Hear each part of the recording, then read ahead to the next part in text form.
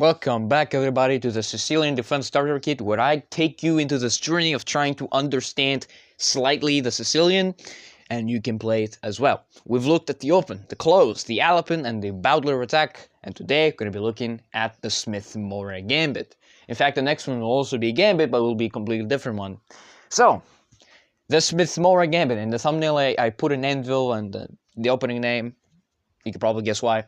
Anyway, so if let's say they play e4 and you play your Sicilian expecting, the open, close, or the Alpine, or even the Bowdler. You're expecting all those moves, but you get hit with this.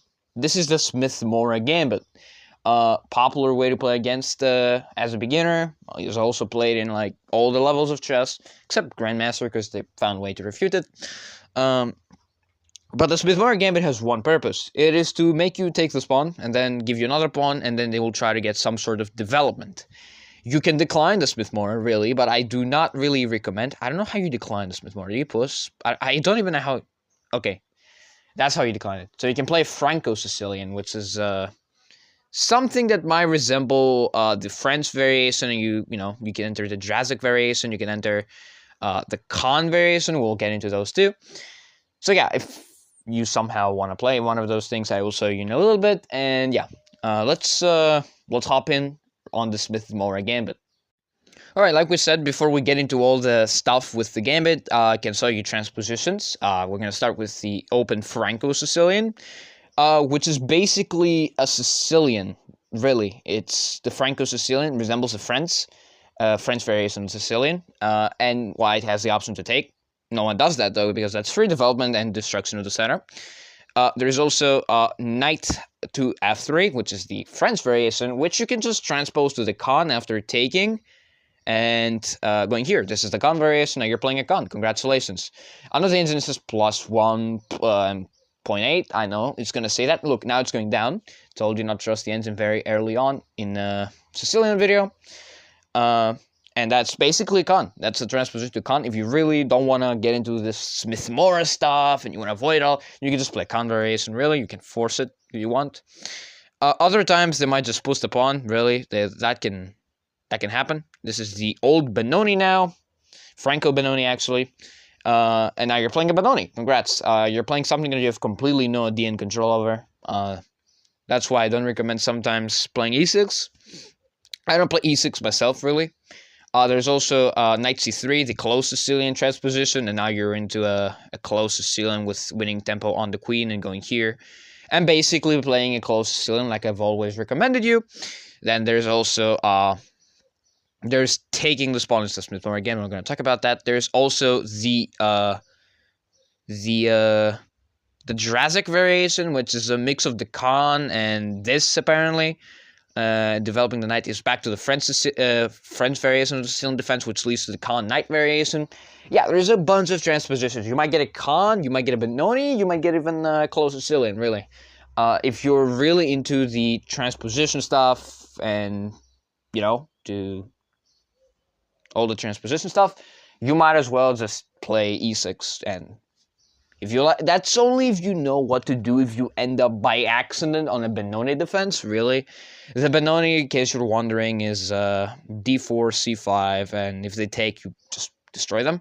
And if they go here, then you are in the Benoni defense, where they take all the center, and you're trying to play on the queen side, undermine the center.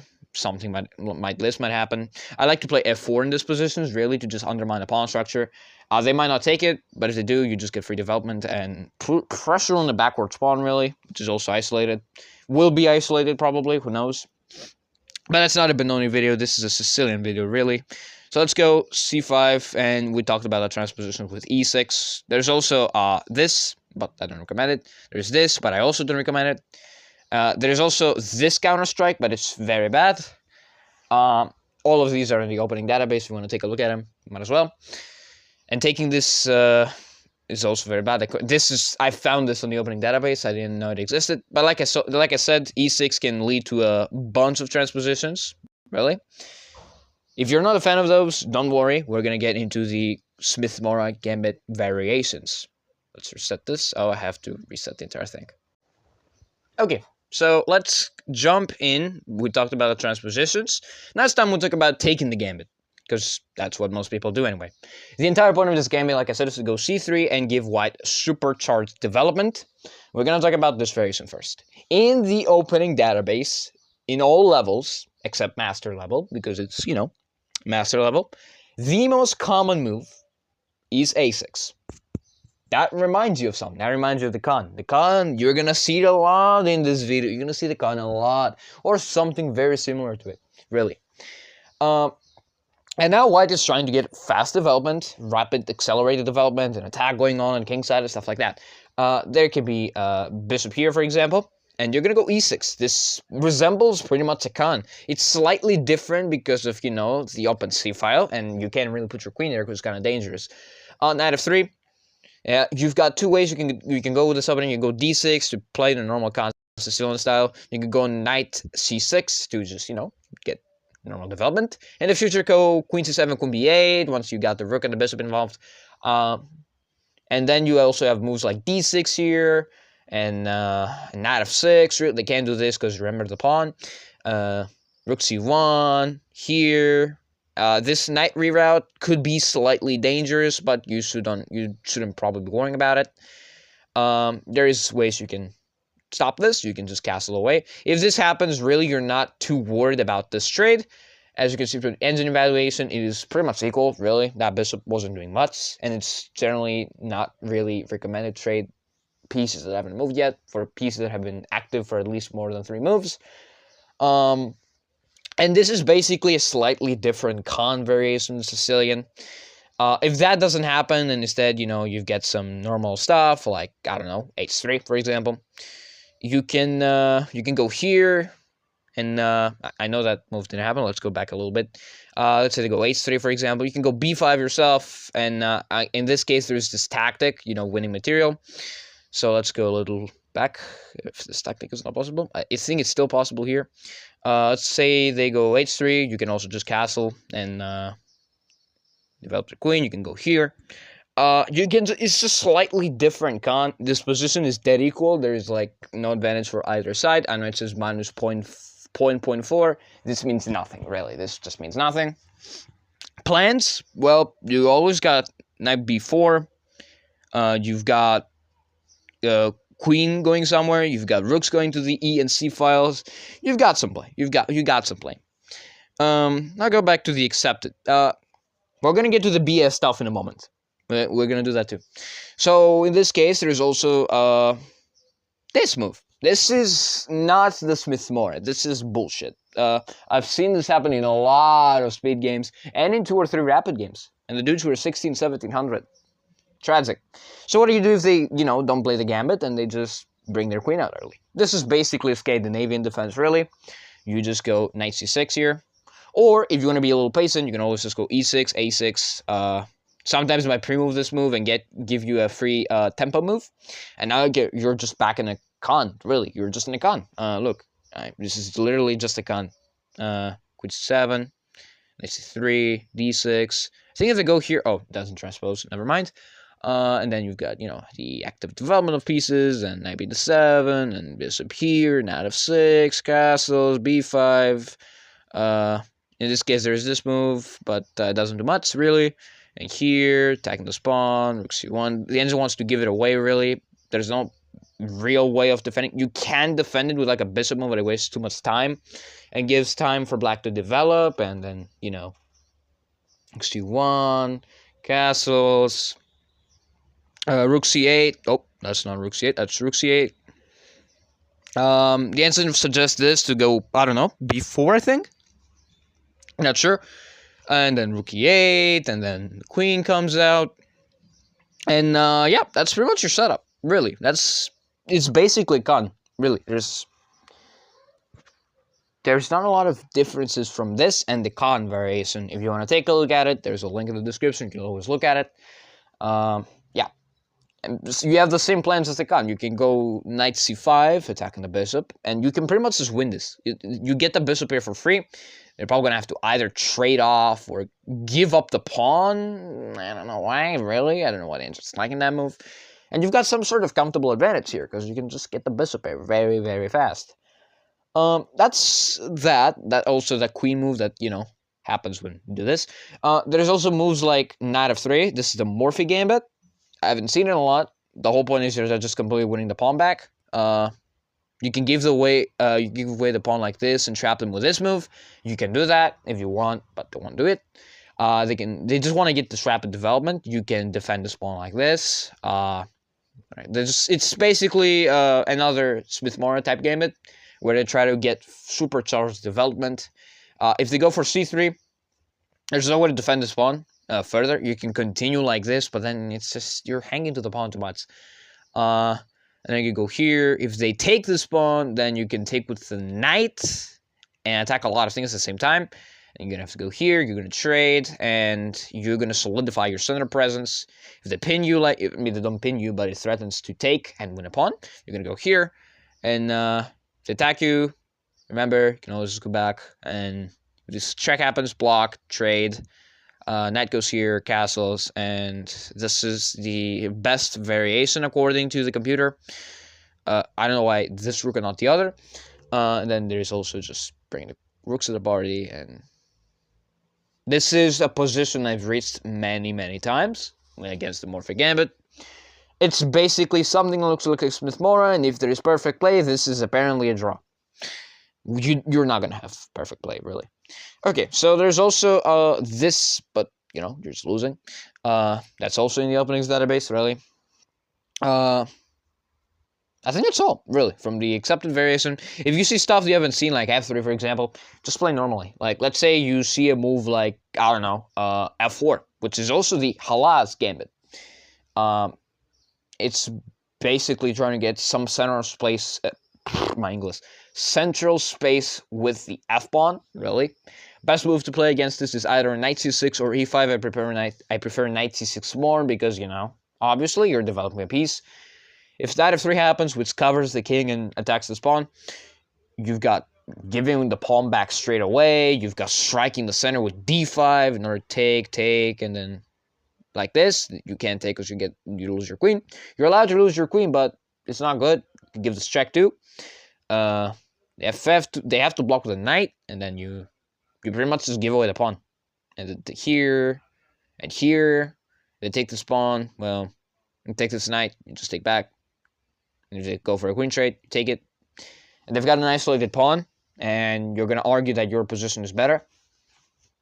You're going to get your development out, for example, in this case, and king f2 is apparently the top end, so try to get the king involved in the endgame, because it's basically an endgame.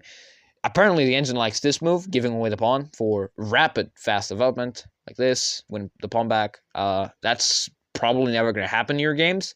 You're not going to find that if you end up in this position, because it's kind of hard to understand why the engine wants that. Maybe because it likes the development of the bishop, really. It attacks this and it has to do this.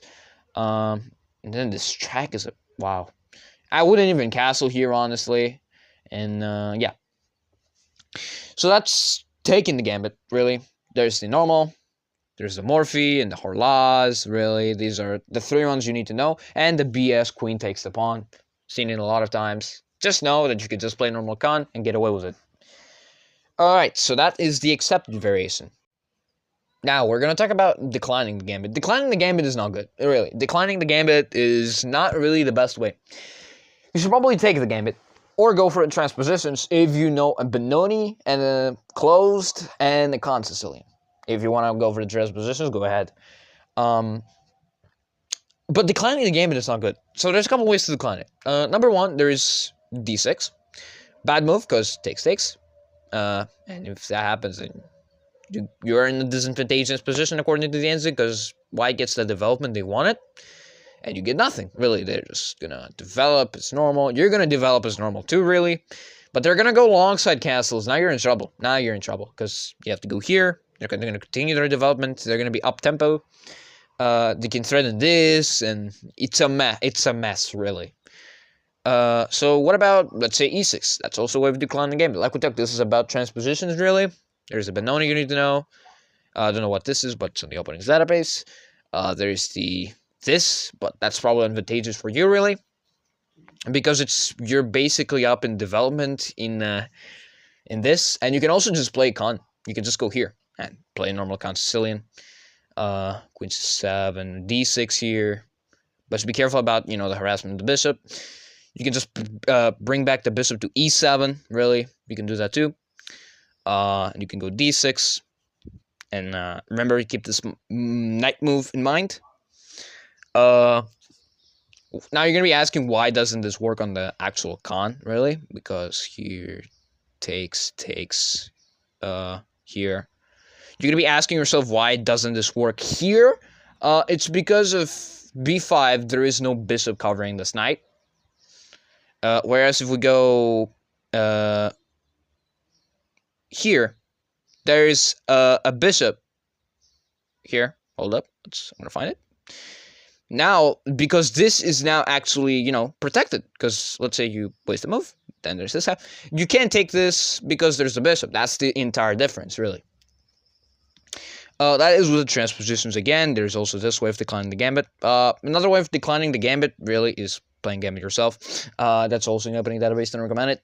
Knight c6 is also another way, but overwhelming by this. Knight f6, also another thing in the openings database, which is plus 1.4. d6, we've talked about it. e6 leads transpositions. This is the Owen's defense, which is basically b6 on move 1, but upgraded to this monstrosity. This is not good, really.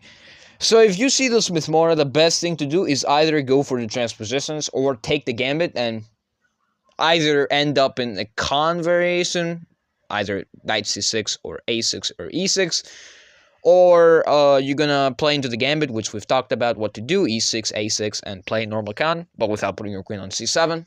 Very weird, I know, but basically the plans are almost the same, really. Or you're gonna have to face the Morphy gambit, which we've also talked about, e5, and this trick with winning the knight. I've done this a couple of times, and won my opponent's knight like this. Yeah. And there's also the Horlas gambit. Not really the best approach for white, but yeah. Take the gambit, really. It's fine.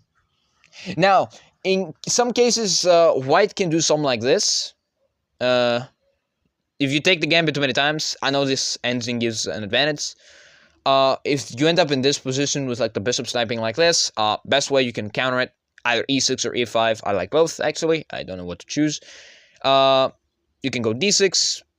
It's apparently minus 0.5. Castles, knight c6, queen here, queen c7. You have to be careful about the c file, though, so be careful. Here. If this move ever happens, you can just reroute like this, and if they take you, take them like this, and you can take them like this and open up this G file for attacks, really. And they can defend like this, and let's go here. Now you can give away the pawn. If you don't feel like giving away the pawn, you can always just take with the queen, and here, and then here.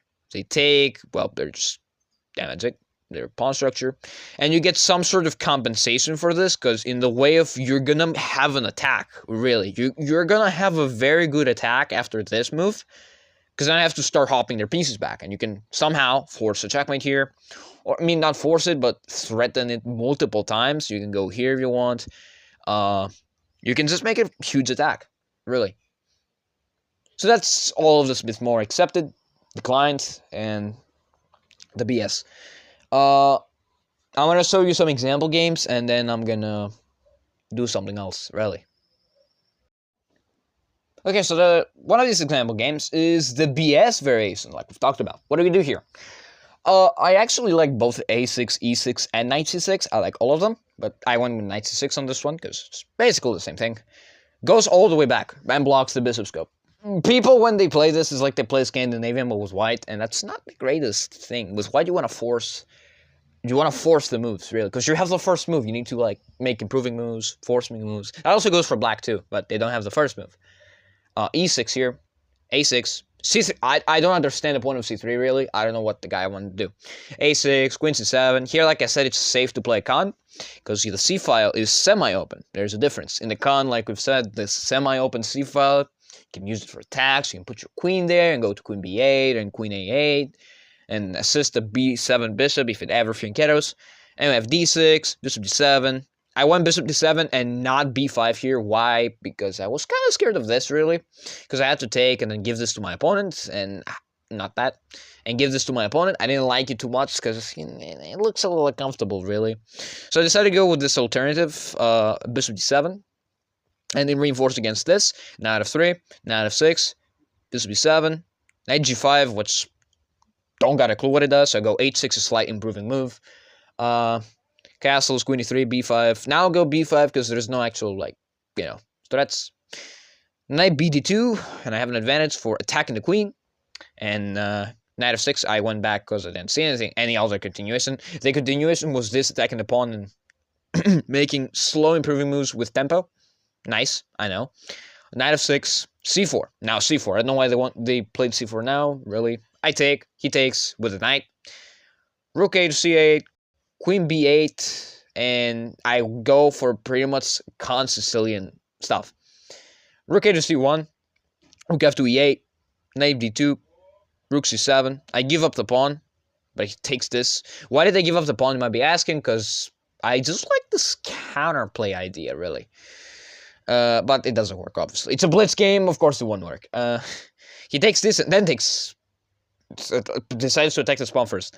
So I go back and defend rook c2, and I just double up on the c file, really. e5, e4. The engine really loves this move, and if it doesn't get played, but if it got played, really, amazing. Knight e3 is played, though, and queen b6, knight g4. And now I have an advantage because of this move, breaking up the structure. Knight d4, though, is what I play, which does some stuff, really. Here, takes. Doesn't take the free pawn yet. In fact, he gives me a pawn. Rook d1. I don't think he ever saw that the a6 pawn was hanging. Queen c3, h3. Let me take a sip of my coffee real quick. All right. I need some energy for making this. And later after this, I'm going to have to stream. Also, in the future, if you see this, I'm not streaming. Because you're in the future. I h3, okay. I guess you want to do an improving move. I don't know. He's still not looking at this pawn. It's no longer a free pawn, really. Queen takes c3, and I blunder that, really. I'm amazing. Doesn't find it because he has a low time. And here, and here. Still doesn't see the free pawn, by the way. I don't know what that guy was high on, but I end up pinning him like this. Sacrifices the queen, and then I go here. A lot of shuffling, sacrificing for a huge attack here. Because I'm up a lot of material, and I attack him, and check him, go back, and check him again, and then check him again, and then preparing this nasty move, and here, and checkmate. I could show you more example games, but I have to go now, really, and I have to edit this and go stream afterwards, so I have to do that, and yeah. Basically, Smith-Morra Gambit, accept it. If you can enter 3-4 possible lines, really, there's not need to study that much. Yeah. So that's that. I'll see you guys in the next video. See ya.